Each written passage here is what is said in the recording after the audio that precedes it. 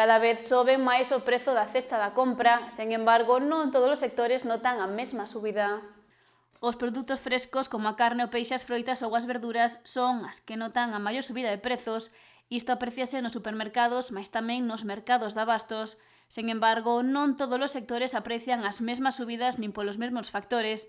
David Boga traballa nunha carnicería do mercado municipal de Boiro e pese a que recoñece que o produto subeu, asegura que esta subida é mínima. A maioría dos prezos, a verdad que se mantuveron, si ben é certo que nestes últimos 10 días hai un incremento do porco, pero é unha variación moi pequena, hai unha variación de 10-15 céntimos en canal.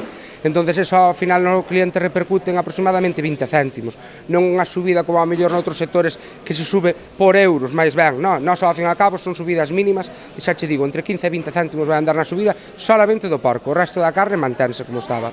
Unha situación diferente ocorre coas froitas, xa que o prezo incrementou considerablemente, mas esta subida débese ao cambio de tempada e a entrada de froitas novas que veñen moi caras e baixan segundo pasan as semanas. A fruta de croia, que lle chamamos de croia aquí, entrou toda a hora, e, bueno, ben bastante elevada de precio. Ten moita calidad, pero ben elevada de precio.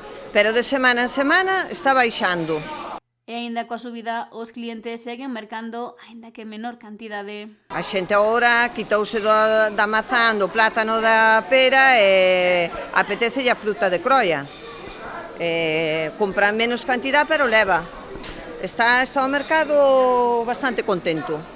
O mesmo que lle pasa a David Boga, que máis que un descenso das ventas, nota tamén un cambio de tempada e de hábitos de consumo ao subir as temperaturas. Ahora, estes últimos 10 días, así como houve cambio de tempo, a xente parou de cociñar cocidos, guisos e todo eso, e cambiou un pouquiño o tipo de comida, porque ao fin e ao cabo a xente apetecía outro tipo de comidas como poden ser unha ensaladilla, unha tortilla acompañaxe cuns poucos pinchos, ou mesmo con uns filetiños á plancha, cousa que no inverno faz máis potajes, faz máis guisos. Entonces, os hábitos de consumo cambian porque ao fin e ao cabo a temperatura é o que nos fai cambiar, non? Sí, está claro que se pode seguir facendo guisos a día de hoxe, pero non é tan normal como nos meses de inverno. Outra situación moi diferente vive no sector do peixe, onde sí que notan o incremento do prezo que non baixa en lonxa pese a que mellora o tempo. De bo tempo hai peixe, pero non baixa moito, non baixa na lonja. E cantidade pero hai moita xente a comprar e non baixa. Isto finalmente provoca unha baixada das ventas neste sector. A xente porque, como non vai ser racia, van comprando, pero non hai moito carto, hai moito que gastar, subeu todo. Subeu no supermercado, subeu aquí, é a compra do día, a xente que vive do día non pode comprar tan caro, entendes? Ao estar tan caro, algunha xente rechaza o peixe.